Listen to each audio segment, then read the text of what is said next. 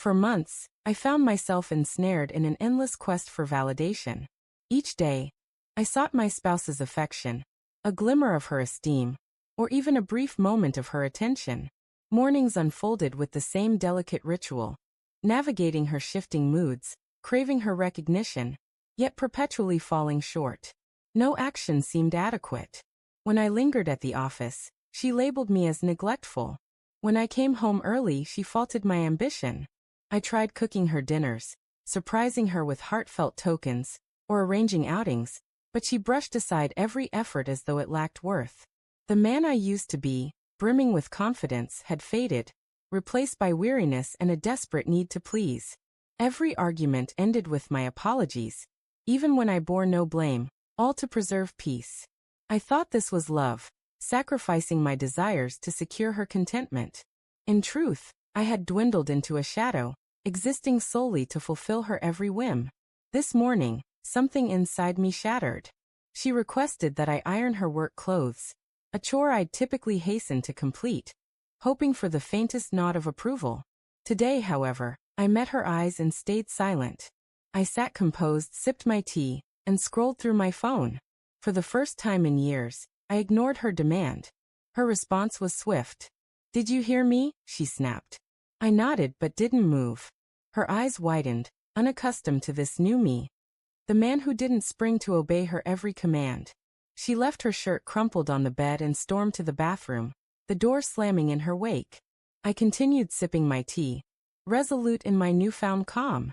Later, she asked me to handle an errand for her mother. Normally, I'd have agreed without hesitation to avoid a dispute, but I replied evenly, "I'm busy today. You can manage it." Her face registered shock, irritation, and a trace of unease. It was the first time she saw me as more than her compliant servant. Throughout the day, she tested me with small requests: bring her water, fix her charger, call the plumber. Each time, I either shook my head or said, "Not now." My refusals were steady, deliberate, and firm, carrying more weight than any heated quarrel I'd ever engaged in. By nightfall, the air in our home had shifted. She paced restlessly, her glances revealing discomfort as she struggled to understand what had changed in me. At last she confronted me.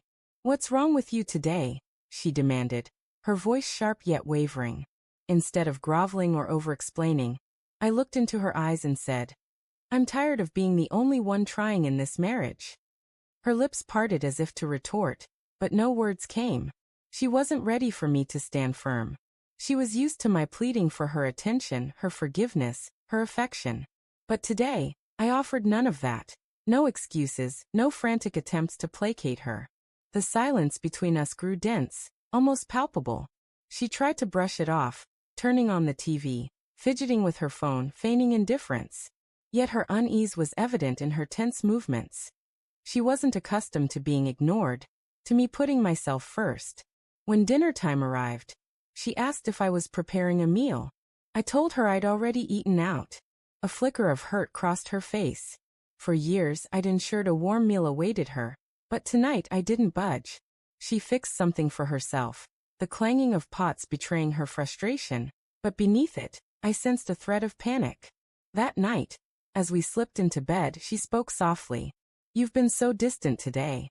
Are you upset with me?" I turned to her and said steadily, "I'm not upset. I'm just done begging. I'm done being the only one who cares." She stared at me, as if a stranger shared her bed. She tried to defend herself, claiming she never asked for my pleading, that I was exaggerating. But I recounted every moment she'd dismissed my efforts, taken my kindness for granted, or made me feel small. The truth was clear in her expression. She couldn't refute it. For once, she wasn't the one in control. I didn't shout or weep. I didn't plead. I simply spoke the truth and let the silence settle. In that weighty quiet, she began to realize she might lose me if things didn't change. As she turned away, pretending to sleep, I lay awake, feeling a strange sense of liberation. For the first time in years, I wasn't weighed down by the need to win her approval. I had rediscovered a part of myself, and it felt invigorating. I didn't know what tomorrow would bring, whether she would shift or stay the same. But one thing was certain. I would never return to a life of begging. The next morning, I left early, offering few words. I didn't answer her calls throughout the day. When I returned, I handed her an envelope with steady hands. Inside were papers detailing my decision to separate. Her fingers trembled as she read them, her eyes filled with shock and fear.